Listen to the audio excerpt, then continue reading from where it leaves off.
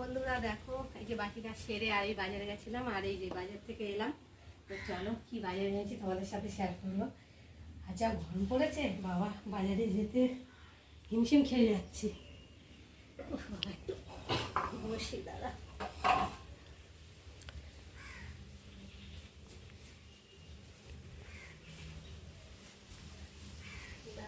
বাবা ব্যাগটা দাঁড়াচ্ছে না, দাঁড়াবে বাকিগুলো নিচে ঢালতে হবে।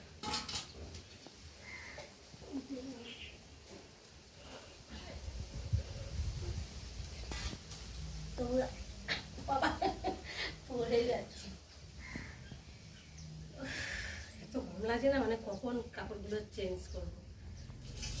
চলো প্রথমে দেখাই এই যে পাঁচ শাক দেখতে পাচ্ছে। পাঁচ শাক খেতে তো ভীষণ ভালো লাগে আমার। আর এনেছে এই যে কুমড়ো, এরকম প্লাস্টিকটা ছিঁড়ে গেছে, আর এর মধ্যে রয়েছে উচ্ছে আর পটল। যা সবজির দাম, সবজি আর খেতে হবে না। আর এর মধ্যে আছে এই যে ধনে পাতা, আর আছে টমেটো।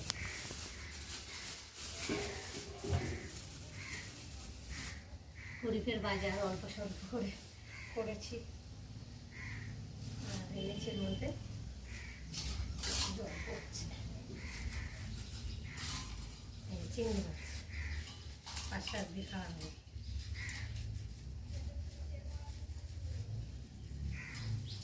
দেখো চিংড়ি মাছ, আর এনেছে এর মধ্যে একটা ধুতে হবে, মাছের জল টল পড়েছে। আর এর মধ্যে আছে ভোলা মাছ। ভোলা মাছের পিসগুলো দেখতে পাচ্ছ কত বড়। ভোলা মাছটা ভীষণ বড় মাছ, একটা মাছই 700 গ্রাম হয়ে যাচ্ছে, 750। মাথা ধরে ভোলা মাছটা বেশ সুন্দর করে রান্না করবো, টাটকা একদম ভোলা, দেখো রক্ত লেগে রয়েছে।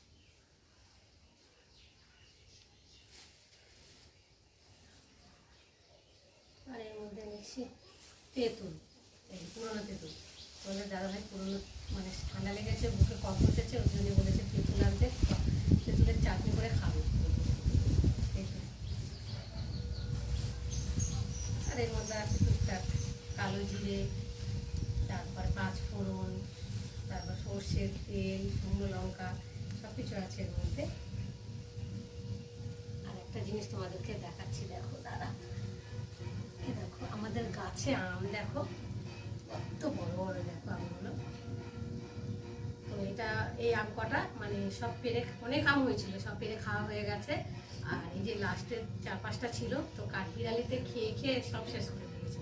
তোমাদের দাদাভাই পরশুদিনকে বাড়ি ছিল আর পেরেছে, দেখো আমগুলো। এই দেখো তো আমাদের কাছে কত বড় বড় হয়ে আছে, আর খুব মিষ্টি খেতে।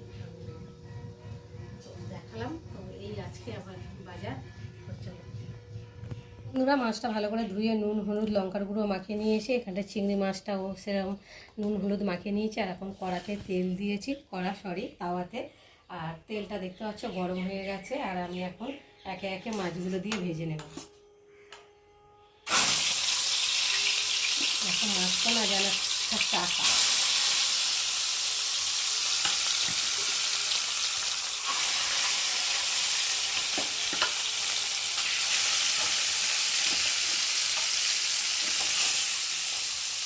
তাওয়ার মধ্যে দিয়ে মাছটা ভাজলে তো উল্টাতে সুবিধা হয়। আর মানে অনেকগুলো একসাথে দেওয়া যায়, কড়াতে তো দেওয়া যায় না, মানে দু একটা করে দিয়ে আর দেওয়া যায় না। ওই জন্য এই তাওয়ার মধ্যে মাছ ভাজতে আমার ভালো লাগে। আর এরকম ভাজলে উল্টানো সহজ হয়। তো চলো বন্ধুরা মাছটা ভেজে নিই, আর দেখা হয়। বন্ধুরা দেখো মাছ ভাজা হয়ে গেছে, আর মাছগুলো তুলে নিয়েছি। আর এই যে মাথাটা লাস্টে একটা ভাজি, তো মাথাটাও ভাজা হয়ে গেছে দেখো। আর এখন আমি তুলে নেব। আর এই যে এর মধ্যে একেবারে একটু তেল দেবো, তেল দিয়ে নিলাম। আর এবার এই যে নুন হলুদ মাখিয়ে রাখা চিংড়ি মাছগুলোকে দিয়ে একটু ভেজে নেব।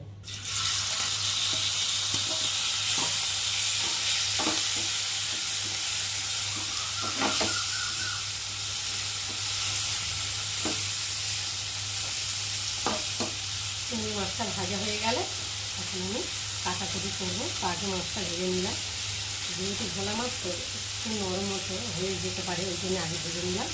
তো চলো চিংড়ি মাছ ভাজা হয়ে গেছে, আর কড়া বসিয়েছি, কড়াতে তেল দিয়েছি, তেল গরম হয়ে গেছে। আর এই যে মাছগুলো দেখো কেমন হয়ে গেছে, মানে উল্টাতে উল্টাতেই ভেঙে গেছে। ভোলা মাছ যেহেতু নরম, অল্প সময় হয়ে যায়। আর এখানে মশলা করে নিয়েছি, দেখো পেঁয়াজ কেটে নিয়েছি, লঙ্কা, রসুন, সর্ষে, আদা, টমেটো আর ধনেপাতা। সর্ষেটা আমি এরকম করে দেবো না, মানে গুলে ছেঁকে তারপরে দেবো। তো চলো আমি এখন পেঁয়াজ দিয়ে ভালো করে ভেজে নেব।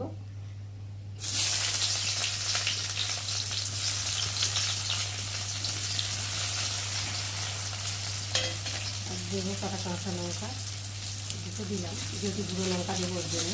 তো চলো এখন ভালো করে ভেজে নিই। আর একটু রসুনটা দিয়ে দেবো, পেঁয়াজের সাথে রসুনটা গন্ধটা চলে যাবে। তো চলো ভালো করে পেঁয়াজ আর রসুনটা ভালো করে ভেজে নিয়েছি।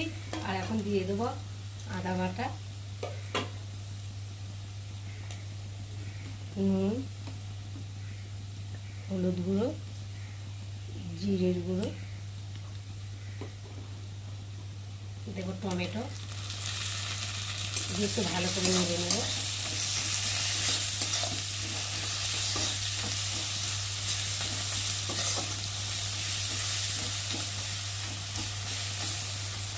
চলো ততক্ষণ মশলাটা একটু ভাজা ভাজা হোক। আর এদিকে দেখো আমি এখন সর্ষে ভালো করে জল দিয়ে ছেঁকে নিচ্ছি। আর এই সর্ষের খোসা শুধু খেলে তো পেট ব্যথা করে, আর গ্যাসও হয়। আর এরকম করে ছেঁকে নিলে তো পেট ব্যথাও করবে না, গ্যাসও হবে না। মানে এর যে কী বলে এটাকে, খোসা, সর্ষের খোসাটা বাদ ফেলে দেবো। দেখো কতটা সর্ষের খোসা হয়েছে। আর এগুলো পেটে গেলে পেট খারাপ হবে না, কী হবে।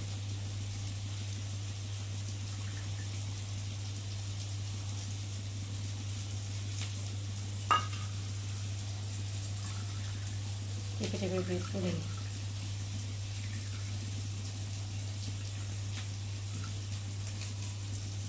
তো চলো ওদিকে একটু নেড়ে দিই।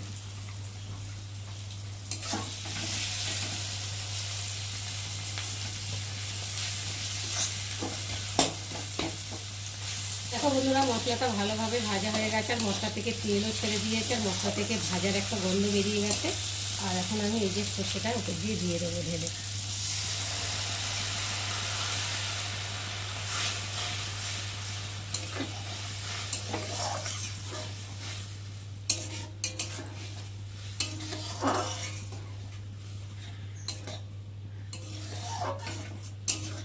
তো চলো একটু সর্ষেটা কষিয়ে, বন্ধুরা সর্ষেটা দিয়ে একটু কষিয়ে নিয়েছি, যেহেতু সর্ষে কাঁচা গন্ধ বেরোবে ওই জন্য একটু ভালো করে কষিয়ে নিলাম।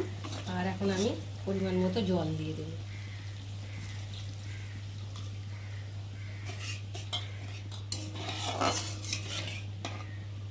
আর একটু দেবো।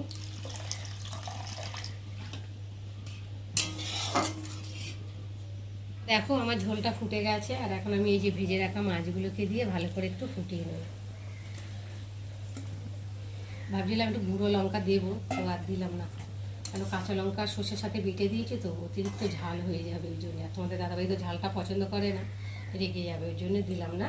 আর এখন আমি এই যে ওপর দিয়ে ধনেপাতা দিয়ে দেবো।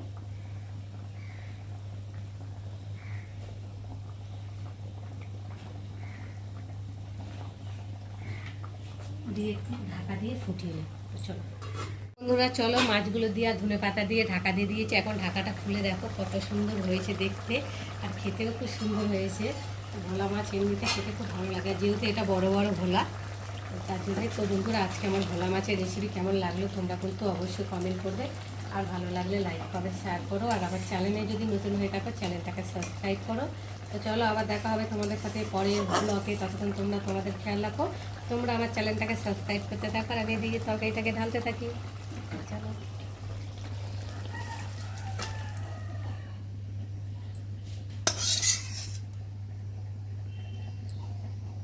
পুরা ভোলা মাছের রেসিপি তোমাদের সাথে শেয়ার করেছি।